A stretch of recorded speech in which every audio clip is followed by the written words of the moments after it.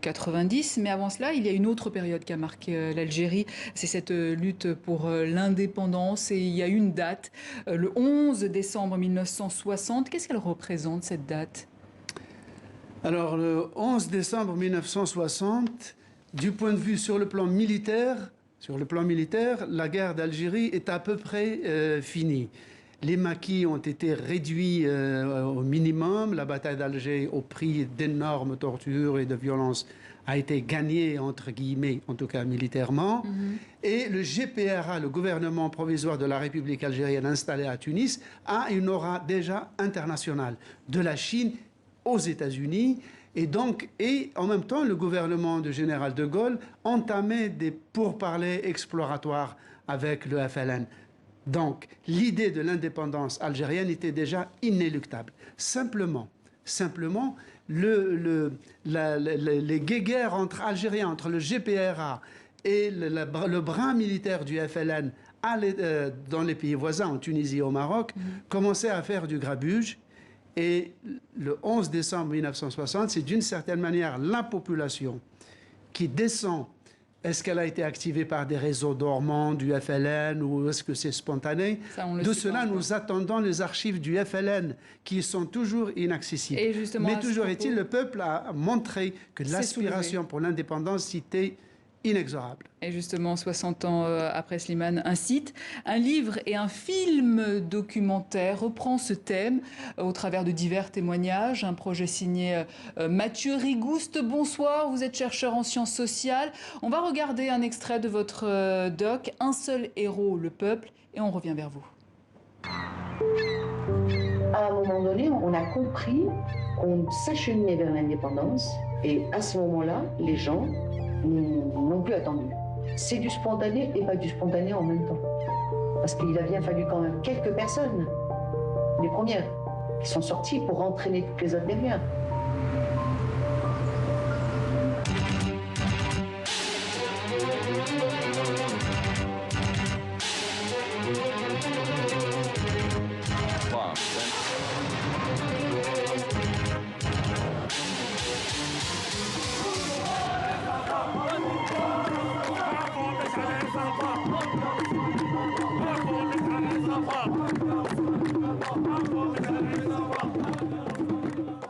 Mathieu Rigouste, quelle a été votre idée de départ quand vous vous êtes lancé dans ce projet entre ce film documentaire, le livre et le site internet Un seul héros, le peuple?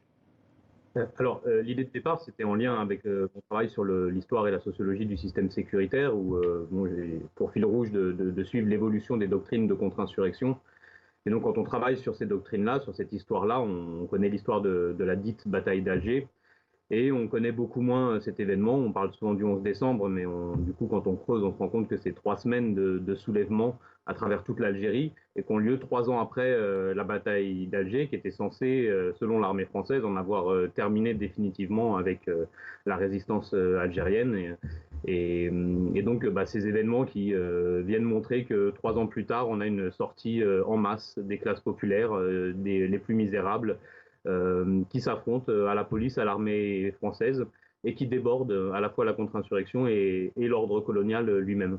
Mathieu Rigouste, on voit bien ce regard du sociologue derrière ce documentaire, le rôle des you-you, mais aussi le rôle de la danse, de la trance, comme outil libérateur. Pourquoi cette place accordée à l'aspect psychologique des choses?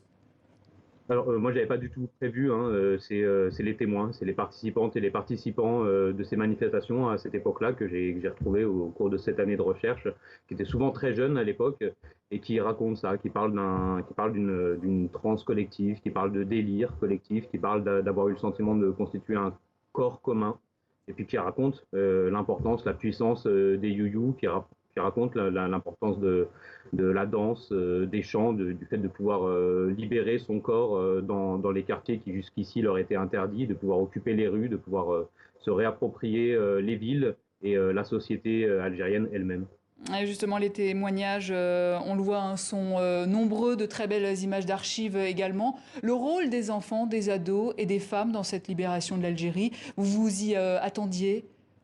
Non, pas du tout. J'en avais entendu un petit peu parler. C'est des choses qu'on entend en Algérie, sur la présence des femmes notamment, mais c'était sujet à la discussion, on savait pour Alger, mais pas à différents endroits. Donc là, l'enquête montre vraiment que dans la plupart des villes moyennes et des grandes villes d'Algérie, les femmes, les adolescents et toute une série de sujets qu'on pensait secondaires dans l'histoire de la révolution algérienne et qui en fait on voit au premier plan et à tous les niveaux de la résistance et du processus révolutionnaire, c'est-à-dire aussi bien dans la rue, dans les manifestations, que dans les centres de soins, que dans l'organisation des enterrements.